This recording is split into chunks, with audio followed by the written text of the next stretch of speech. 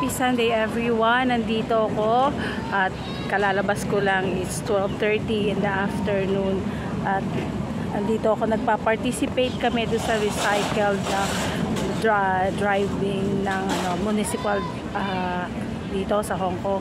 Yung recycled driving nila, so separate mo talaga lahat. So idadalin mo sa kanila. May mga designated area na ina-accept nila yung recycled rubbish or recycled things. Kahit ano siya, mga sirang appliances, paper, plastic bottles, metal, glass bottles, anything na nare-recycle. Isa-separate mo lang siya.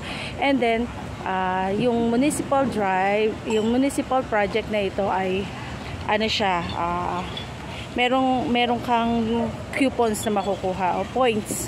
Ayan. At yung mga points na yan, pwede mo naman siyang ipalit ng mga product na pwede mong pakinabangan household. O, ngayon, katatapos ko lang palit ng ng aking recycled na paper at plastic. Ito siya. Ayan siya. Ayan.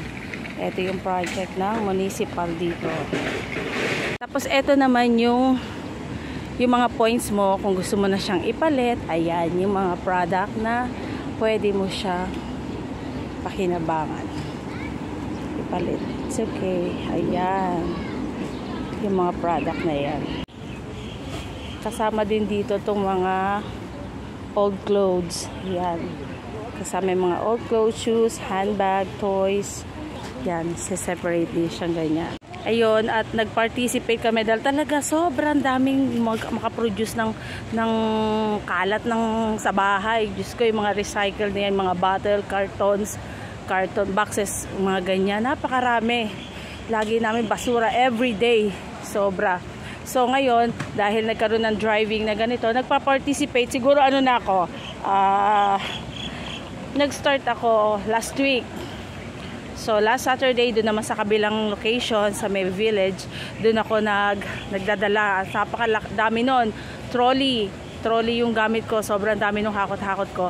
At today, kahapon kasi may mga in-unbox si boss. So kasi malapit ang Chinese New Year, para wala kaming tambak na kalat doon o basura doon sa balcony.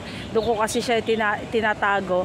So palabas naman ako ngayon dahil day off ko. So dinala ko na dahil nandito yung yan, mga driving location nila yan. Yan yung dito ngayon. Pag Sunday, meron dito sa may piazza, sa tapat ng supermarket. Ngayon, dito sila. Pag Saturday, doon kami sa village, malapit sa 7-Eleven. So, ayun, nagpa-participate kami. Ewan ko, may mga points naman, ida-download mo yung apps na 6 Recycle. And then, ayun, tapos i-scan mo lang yung QR code sa machine.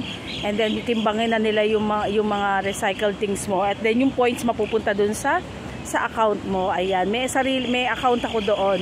So, ayan, ewan ko kung sabi ni ma'am ko, ipalit ko daw yon. Bahala ako, pwede ko rin gamitin. Sabi ko, pag marami na, tsaka natin palitin. So, ayun lamang po, sinare ko lang sa inyo for today's video, yung ating pag-join sa drive na ito na para sa nature. Natutuwa nga si ma'am kasi parang feeling niya kahit hindi daw siya yung gumagawa, para nakakatulong daw siya sa nature, sa kalikasan. Ayan. So ayan sila. Yun lamang po, at tayo ay pupunta na sa ating trabaho.